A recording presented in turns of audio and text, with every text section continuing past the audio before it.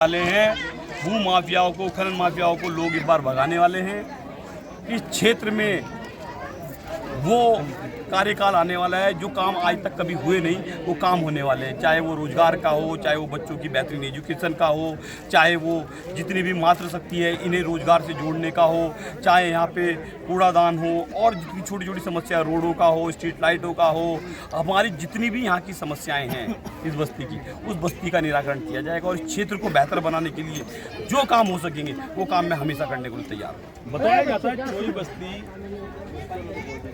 जो यहाँ के पूर्व जिला पंचायत भी थे, दबंगई के चलते भी जानी जाती है, इसको किस प्रकार से देखते हैं? देखिए, ये जो उत्तराखंड है, ये जो देहरादून है, बहुत शांतिप्रिय जगह है।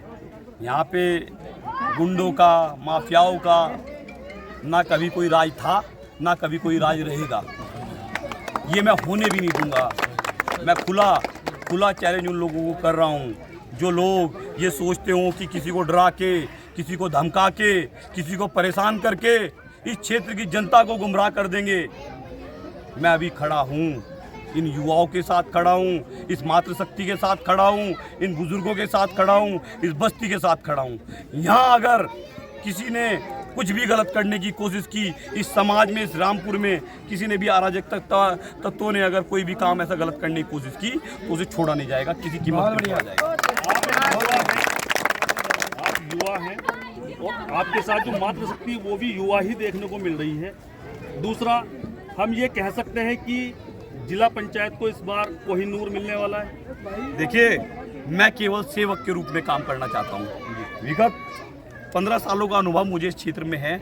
मैं कहीं ना कहीं चुनाव जीत के कहीं ना कहीं हमने इस क्षेत्र में काम किया है। मैं यहाँ का भाई बन के, यहाँ का बेटा बन के, यहाँ का बच्चा बन के मैं काम करना चाहता हूँ। इस क्षेत्र में ये मेरा क्षेत्र है, ये मेरी जन्मभूमि है, ये मेरी कर्म भूमि है। तो मैं अपनी जन्म और कर्म भूमि को बहुत बेहतर बनाना चाहता हूँ। इस जिला पंचायत क्षेत्र को बेहतर बनाना चाहता हूँ। जो 15-20 साल से यहाँ पे कार्य रुके हुए हैं और जो हमारे लोगों को गुमराह करके यहाँ के जाति धर्म के मुद्दों पे लोगों ने चुनाव लड़ा है और हमेशा केवल जाति धर्म के नाम पे जीतते आए हैं। इस बार वो मुद्दा चलने वाला नहीं है। मैं उन लोगों को कह देना चाहता हूँ, आपको इस बार विकास के नाम पे वोट मांगना पड़ेगा।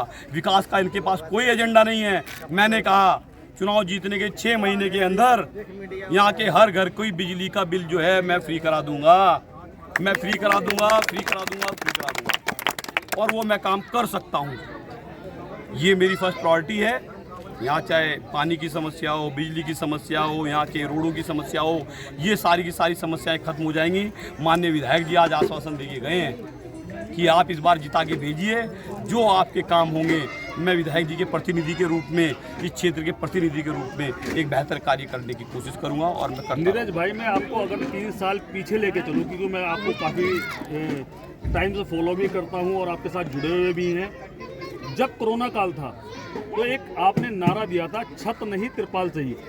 आपने लोगों को उसमें बरसात से बचाया था तिरपाल बांट के, तो उसका क्या आपको सहयोग मिल पा रहा है? बिल्कुल मिल पा रहा है। देखिए, वो उस दौरान जो घटना घटित हुई, पूरे देश में जो महामारी थी, पूरे विश्व में जो महामारी थी, उस टाइम लोग परेशान थे और ऐसा ही एक वक्त चल रहा था जिसमें बरसात थी और लोगों के पास, क्योंकि वो रोजगार नहीं कर पा रहे थे, तो उनके पास पैसे की कोई समस्या, सारी समस्याएं थी। तो मैंने लगभग 5 से 6 हज़ार परिवारों को उस दौरान तिरपालें दी, राशन दिया और अन्य सामग्री दी, ताकि वो लोग जो परेशान चल रहे थे उनका घर चल सके। उनके घर जो है, मैंने कहा अगर किसी के पास छत नहीं है तो तिरपाल ही सही, उनका घर जो है इन 2-3 महीनों के लिए पानी से बच पाए, ऐसे मैंने काम किया। तो लगता है अगर आप जीत के आते हैं तो जिनके घरों पर पक्के लिंटर नहीं है, तो आने वाले समय में प्रधानमंत्री आवास के तहत क्या उनके घर पक्के हो पाएंगे? मैं 100% कह रहा हूँ आपको। जिला योजनाओं के अंतर्गत जितने भी काम हमारे संज्ञान में लाए जाएंगे,